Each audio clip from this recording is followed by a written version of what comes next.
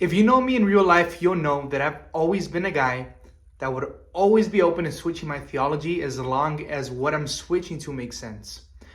I actually have been through a lot of theological changes. I've changed my convictions a lot over the years. I've been a Christian my whole life.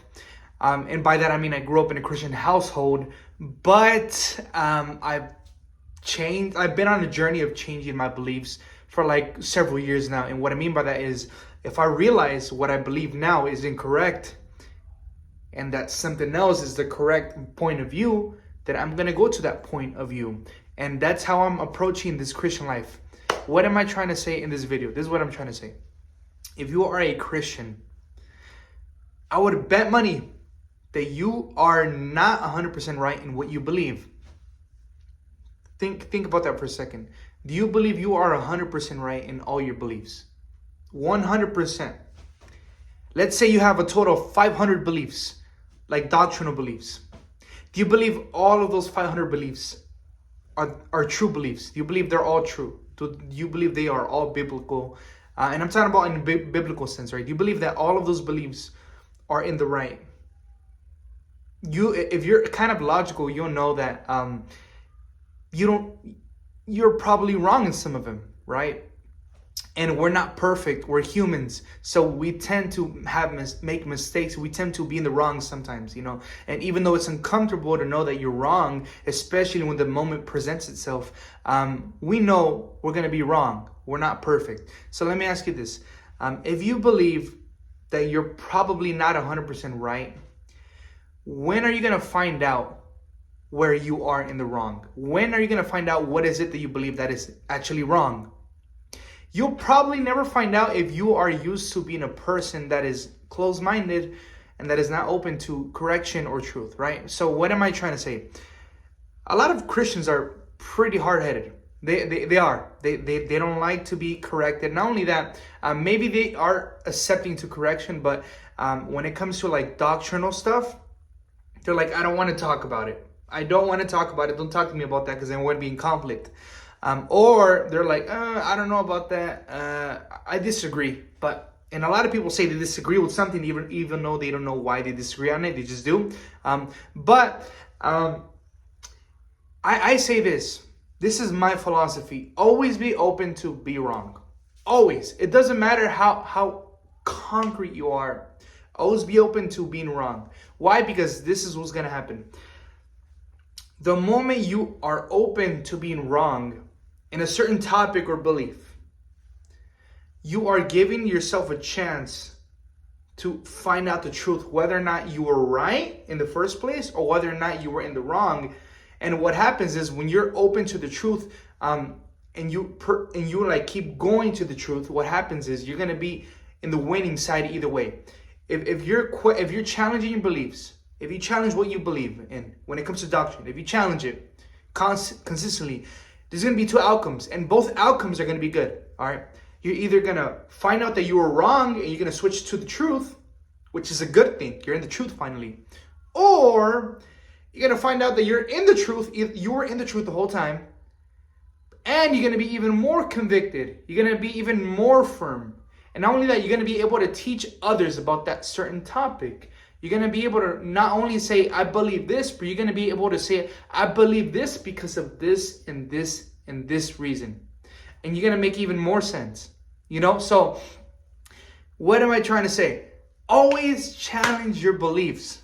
Because I guarantee you're not 100% right. Because we're humans. I'm not 100% right. I've changed my beliefs in a lot of things.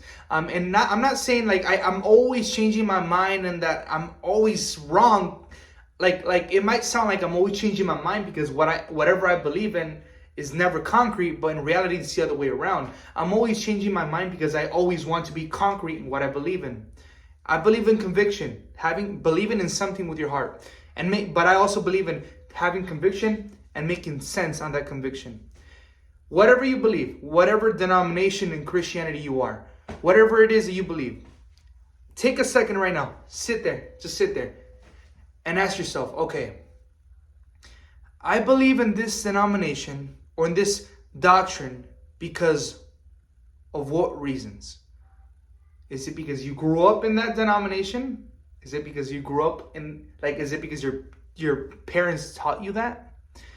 I understand. I'm not saying don't take your parents seriously. What I'm saying is there are a lot of parents in the world, and a lot of them teach false things. And it's not because they have the bad intention to do so, but because they're in the wrong as well, and they probably don't know they're in the wrong. But sometimes they misinterpret the word of God. Sometimes they misinterpret what the God is trying to say. They misinterpret the scriptures. And what happens is because they are convicted on that belief, they teach it to you. And I'm not, and most of the time it's not because they have bad intentions, but it's because they are really convicted. But what would you say? Let me ask you this. What would you say to a Muslim that has been in Islam his whole life for the reason of them being taught by their parents?